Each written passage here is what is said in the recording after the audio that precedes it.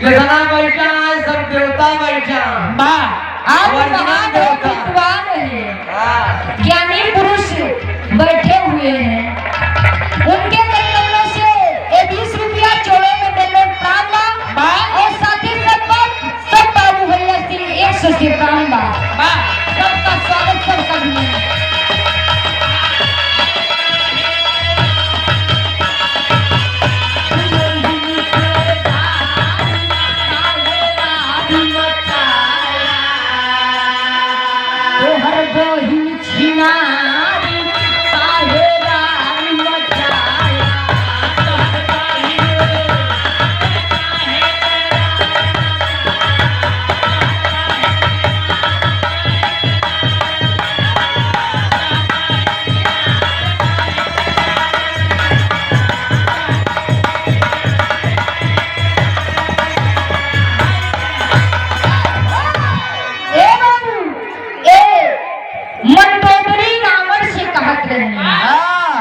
और कुछ काट रहे हैं कैसे आप तो हो लंका के राजा लेकिन वही छिला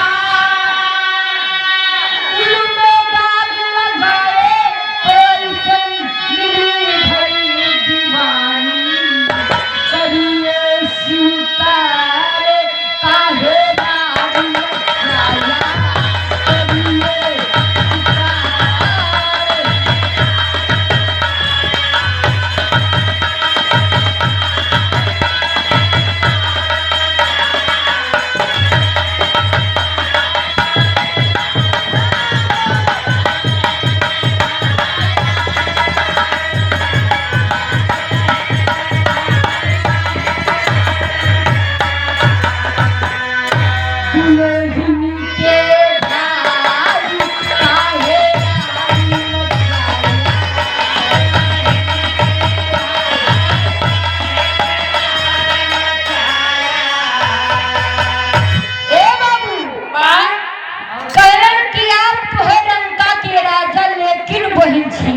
आप तो बहुत महान पुरुष है, विद्वान है, सबके ज्ञान देने वाले हैं।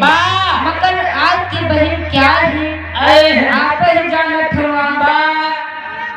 और कुछ बतावत नहीं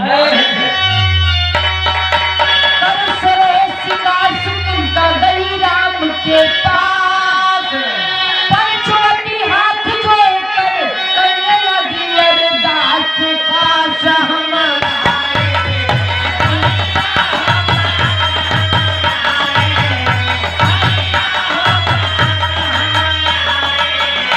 कहीं तो चूक का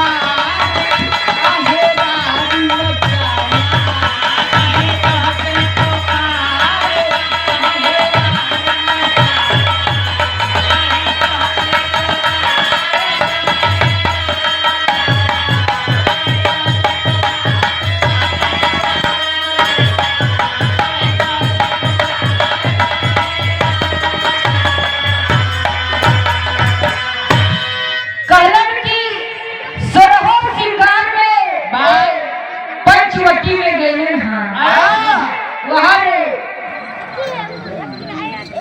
लक्ष्मण के नाम के बियाह करे खातिर जब पंचवटी में गए तो होता है क्या कहना बा कहे राम सुना सुन का कहीं कहीं समझाई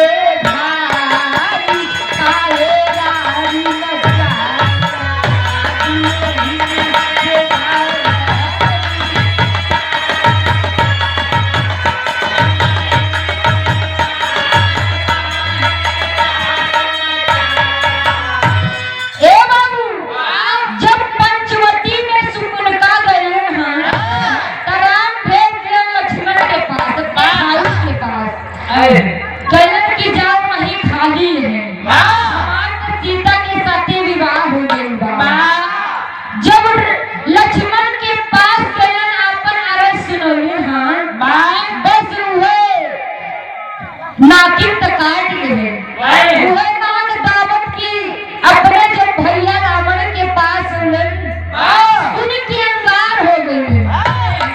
पहनावा अगली लाइन में नाम चुपन का देखी लखी भरे अंगार नाम कान भगानी भरी नार प्यार में लक्ष्मण भाई।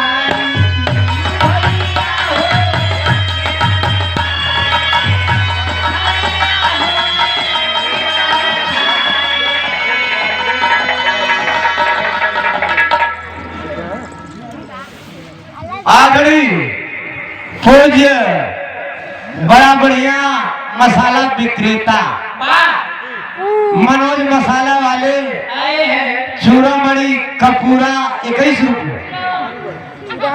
रुपया बावन पुरस्कार हमारे LIC ऑफ इंडिया एजेंट है भाई अशोक कुमार प्रजापति के आपके कार्यक्रमों से 21 रुपया बावन पुरस्कार बहुत बहुत धन्यवाद देता हूँ। आशीर्वाद की कामना है। ये होली का त्योहार आ रहा है इसलिए संकेत थोड़ा मनोरंजन कीजिए। उसके बाद मीटिंग के गीत हमारे पुष्पा सागर जी अदा करेंगी। बहुत बहुत आभार करता हूँ। मालिक आपके घर में रोटी कपड़ा मकान हर कुशल रखे हर परिवार कुशल रखे।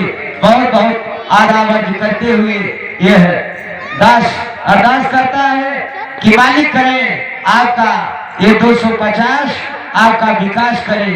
बहुत बहुत सलाम जी।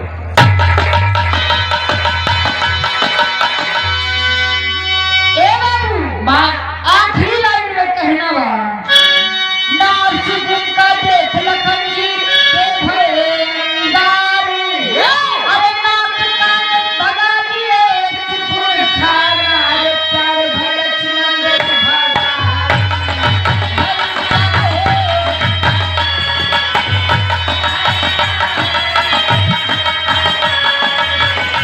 कहे जैसी